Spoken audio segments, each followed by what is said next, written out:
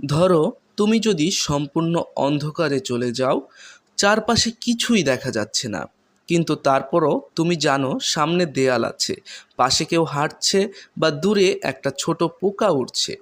অবাক করা ব্যাপার, তাই না? কিন্তু প্রকৃতিতে এমন কিছু প্রাণী আছে যারা শুধুমাত্র শব্দের সাহায্যে পথ চলে।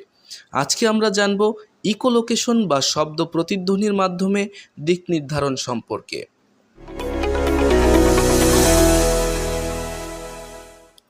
ইকোলোকেশন কি? ইকোলোকেশন এক ধরনের বিশেষ সেন্সিং পদ্ধতি। প্রাণীগুলো উচ্চ ফ্রিকোয়েন্সির শব্দ তৈরি করে এবং সেই শব্দ কোনো বস্তুর সাথে ধাক্কা খেয়ে ফিরে এলে তারা বুঝতে পারে বস্তুটি কোথায়, কত দূরে এবং কী আকারের। তাহলে এখন প্রশ্ন আসে, কারা এই ক্ষমতার ব্যবহার করে? প্রথমেই আসে বাদুড়ের নাম। বাদুড় রাতে ওড়ে এবং পুরোপুরি অন্ধকারেও খাবার খুঁজে নিতে পারে ইকোলোকেশন দিয়ে।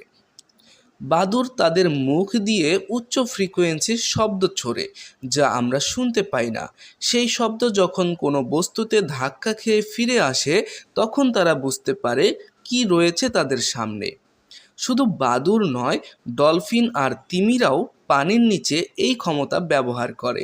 ডলফিনরা শিকার ধরতে এবং অন্য ডলফিনদের সাথে যোগাযোগ করতেও ইকোলোকেশন ব্যবহার করে। বিজ্ঞানীরা ইকোলোকেশন দেখে অনুপ্রাণিত হয়ে তৈরি করেছেন সোনার এবং রাডার প্রযুক্তি। সাবমেরিন বা যুদ্ধজাহাজও ঠিক একইভাবে সিগন্যাল পাঠিয়ে প্রতিধ্বনি শুনে চারপাশের জিনিস শনাক্ত করে। তো তোমার কি মনে হয়, মানুষ কি কখনো ইকোলোকেশন ব্যবহার করতে পারবে, নাকি ভবিষ্যতে কোনো প্রযুক্তি আসবে যা আমাদের এই ক্ষমতা দেবে? কমেন্টে জানাও। তো বন্ধুরা, আজ এ পর্যন্তই। এতক্ষণ সাথে থাকার জন্য ধন্যবাদ। আশা করি ভিডিওটি ভালো লেগেছে। ভিডিওটি ভালো লাগলে লাইক ও শেয়ার করতে পারেন। আর এ ধরনের ভিডিও যদি আপনি আরও দেখতে চান, তাহলে মুর্শেদ একাডেমি চ্যানেলটি সাবস্ক্রাইব করে রাখতে পারেন।